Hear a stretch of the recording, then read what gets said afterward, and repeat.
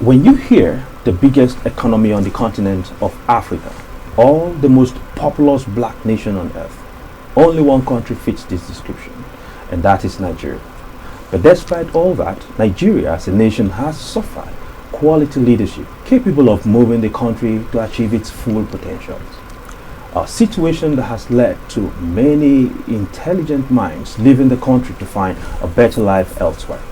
In the Atlantic Carnival, the current chairman of the African Diaspora Association of the Maritimes, otherwise called ADAM, Mr. Babs Shugbamu, is originally from Nigeria and has joined me here in the studio to talk about the current situation in that country. It's good to have you in the studio, Babs.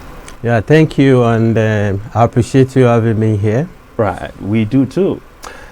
In the introduction, you've heard that Nigeria happens to be one of the biggest economies in Africa and, of course, the most populous black nation on earth.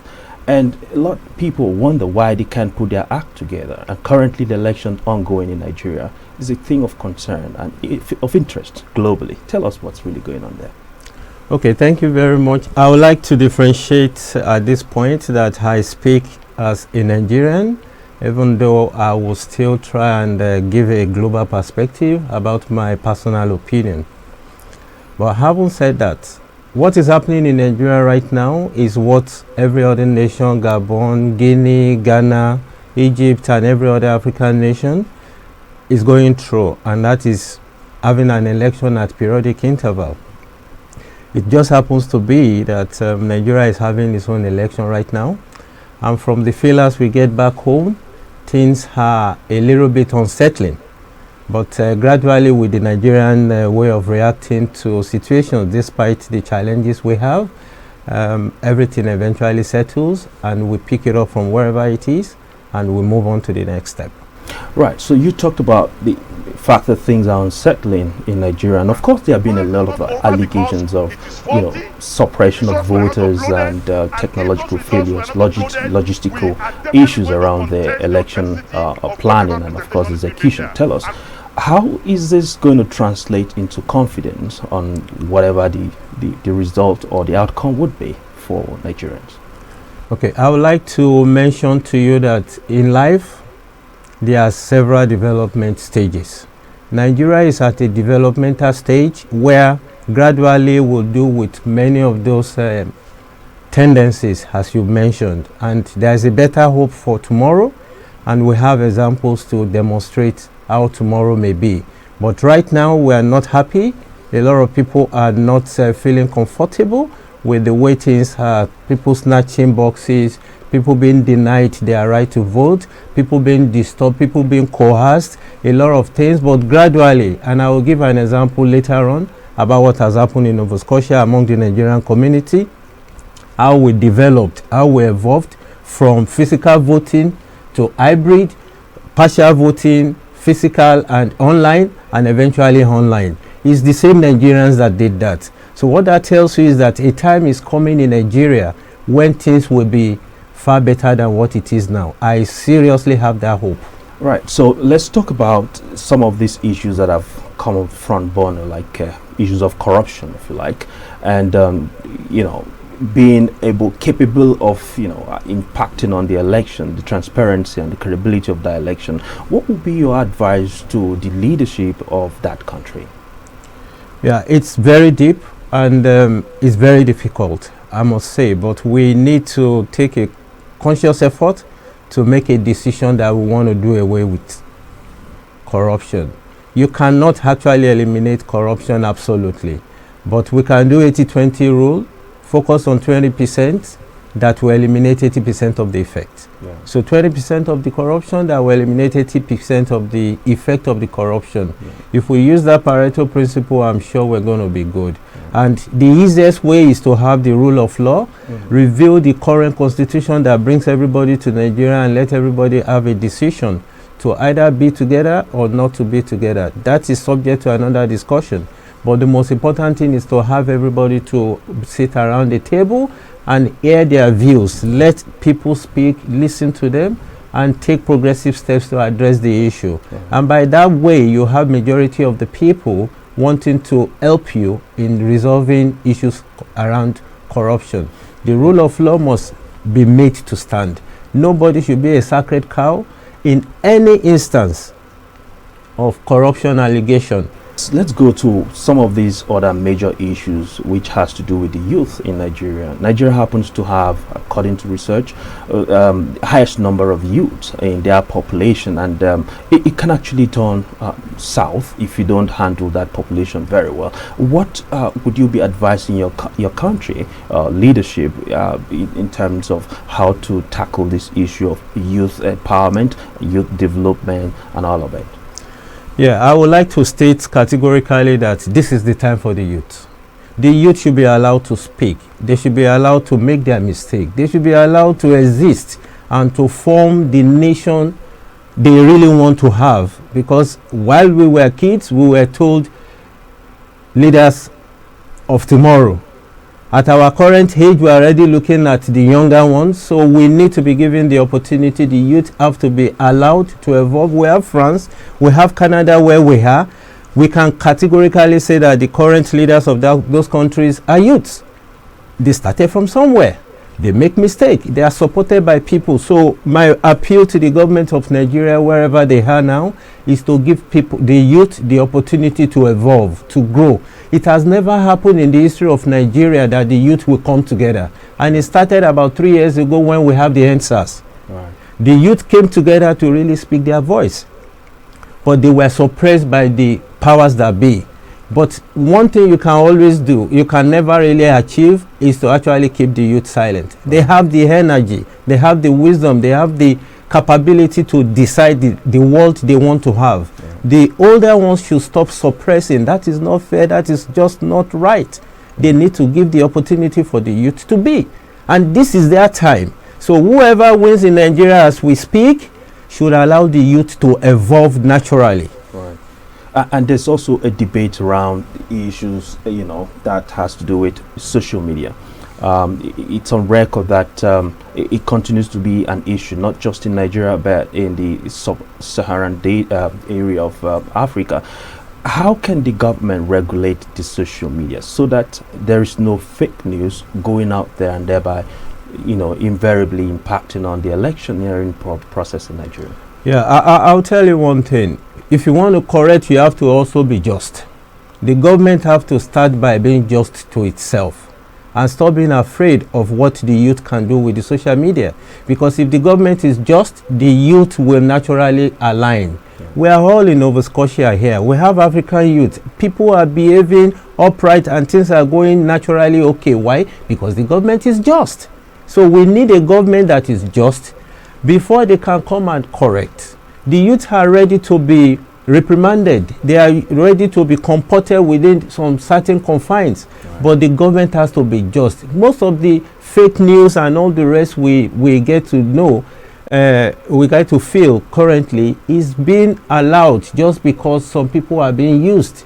But the moment the regulation comes in the right way and the government is seen to be just, I'm sure that the social media regulation will most probably not be necessary. Right. And your position as the chairman of the Adams that we mentioned earlier, I see that you probably have to speak with people from different other countries, African countries. What are they saying exactly, and how are the people in the diaspora also impacting on what is going on back in that country?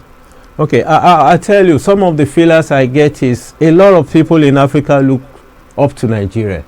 Nigeria is one country out of 54 African countries.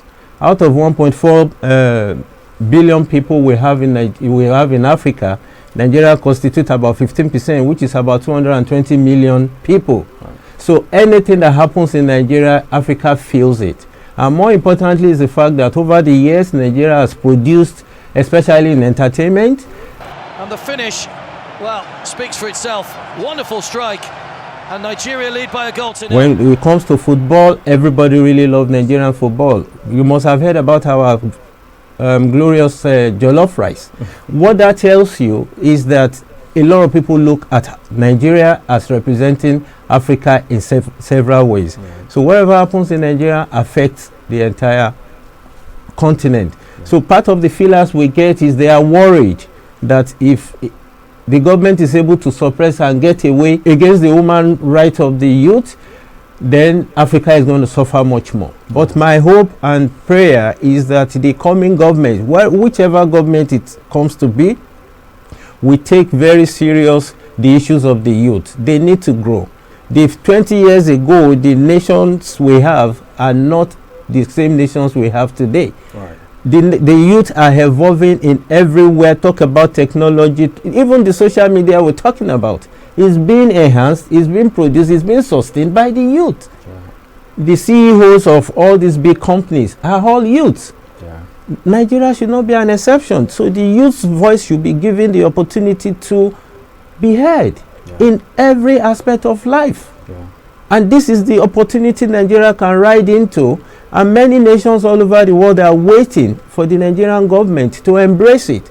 Looks as though it's an illusion that those who've been in power in that country are willing to hand over to younger people to run things. But that aside, what other thing do you feel you want to be telling your people back in Nigeria about the focus? What should they prioritize? Should anyone win the election, regardless of what political party wins it? What would you think that they will have to focus on building Nigeria to where it's supposed to be? Okay, so when it comes to education, average Nigerian home wants education to visit the family. Right. So what that means is out of the 220 million Nigerians we have at least 30% of that home front being educated. My appeal to the people in those communities, in those different structures, in different ladder that you belong to, is not to withdraw, but to move closer to the government and do the little bit you can do as a youth. These old people, if you take for example technology, they are outdated, they are obsolete. Yeah. But the youth brings it to the fore the way it is. So please don't move back. Even if your party did not win, you have superior knowledge in all areas of life. Move towards the leaders and try and exhibit and showcase the skills you have. They buy into it so that they will be able to also be put on the global market. Yeah. So the government will still need the youth. We cannot run away from that. So the youth should not withdraw, even if your party did not win. I give example in Nova Scotia. We are doing very well in Nova Scotia from the feelers I get from the body language of the host communities. We came into this country, we sat down, the rule of law exists, everybody comport themselves, and naturally we fit into the system. Yeah. And right now they are listening to us. There are so many opportunities for an average black man in Nova Scotia as we speak, and we are standing tall. We are not there yet, but we definitely are on the right track. So my appeal to everybody, wherever you are, is to continue to do the good little bits you do, and gradually it comes to the fore that we are the team to beat. Right. In diaspora, for those of us back home in Nigeria, we outside Nigeria are praying. We wish the very best. We have supported in several ways to broadcast, to enhance information dissemination, to show the examples of who an average Nigerian would have loved to be. Right. When the enabling environment is there. Yeah. So please be encouraged. We are behind you, we are supporting you, we are beside you in any area you need our help. Yeah. And as soon as the government settles,